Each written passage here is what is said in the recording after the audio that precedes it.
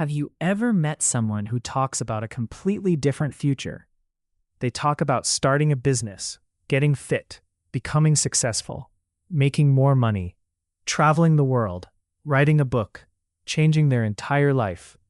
And when they describe it, you can hear the excitement in their voice. The dream feels real. They've thought about it for years. They know exactly what they want. They even believe they're capable of achieving it.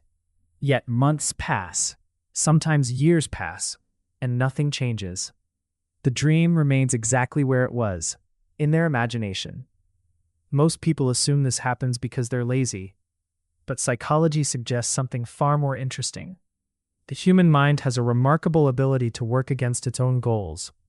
Sometimes the biggest obstacle isn't a lack of talent, resources, or opportunity. Sometimes it's the way the brain is wired. The first reason is that many people confuse thinking with progress. This sounds strange, but your brain doesn't always know the difference between imagining success and actually moving toward it. Researchers have found that vividly imagining future achievements can create small feelings of satisfaction.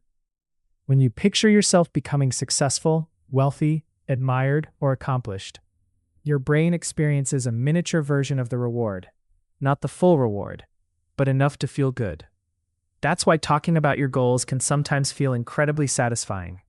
You get the emotional payoff without doing the difficult work required to earn it. It's similar to watching a movie trailer over and over again.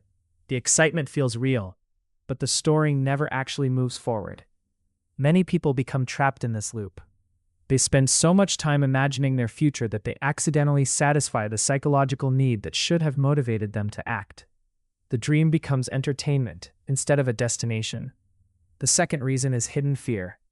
Most people don't fear failure in the way they think they do. They fear what failure means.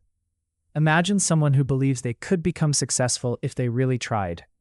As long as they never fully commit, their self-image remains protected.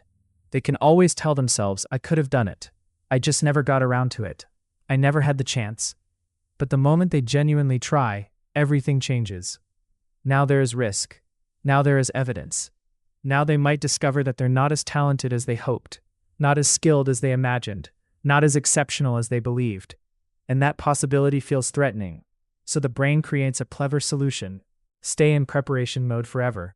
Keep researching, keep planning, keep thinking, keep dreaming. Anything except taking the action that could reveal the truth. Because an untouched dream is perfect. The third reason is the myth of the perfect moment. Many people believe they need to feel ready before they begin. They tell themselves they'll start when they have more confidence, more motivation, more money, more time, more certainty. But psychology shows something surprising. Readiness usually comes after action, not before it. Confidence isn't what creates action. Action creates confidence. Think about learning to swim. Nobody feels fully prepared before jumping into the water. Nobody becomes confident without first being awkward. The same principle applies to almost every meaningful goal. The entrepreneur waits to feel ready. The writer waits for inspiration. The athlete waits for motivation. The student waits for focus.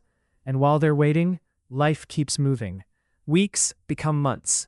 Months become years. The perfect moment never arrives because it never existed. The people who succeed aren't the people who felt ready. They're the people who started before they felt ready. The fourth reason is overthinking. The human brain evolved to solve problems, but sometimes it becomes too good at its job. A person with a dream starts analyzing. What if this happens? What if that goes wrong? What if I fail? What if people judge me? What if it's not worth it? What if I choose the wrong path? Soon they're imagining dozens of possible futures, hundreds of potential outcomes, thousands of different scenarios. From the outside, it looks productive. Inside the brain, however, something different is happening.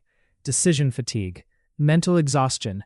The brain is spending energy evaluating possibilities instead of creating results. By the time action becomes necessary, the person feels drained, not because they worked, because they thought about working. This creates a strange illusion. They feel busy, yet nothing changes. The dream remains untouched.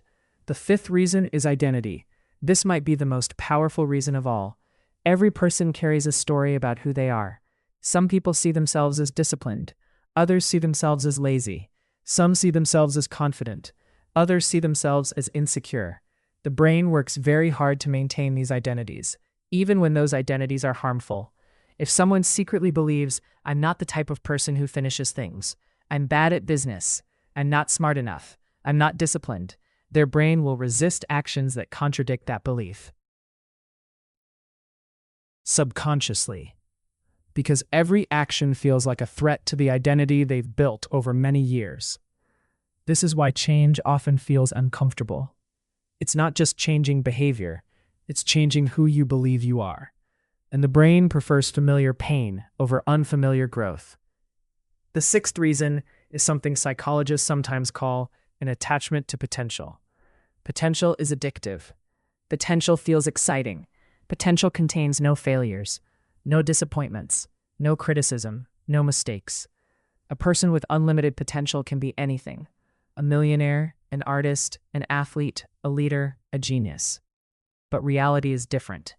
Reality requires repetition. Reality requires boredom. Reality requires showing up when you don't feel like it. Most success isn't built from dramatic moments. It's built from ordinary days repeated hundreds of times. And that's where many people struggle.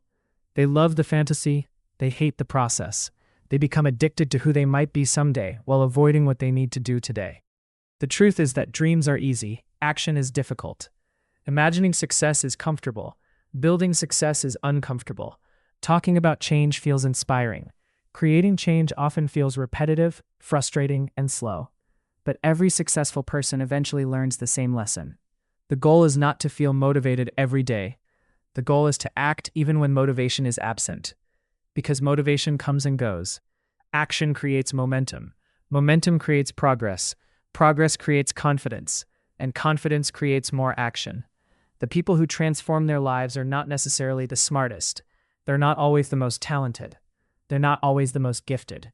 They're simply willing to move while their mind is still filled with doubt. They act before they feel ready. They start before they feel confident.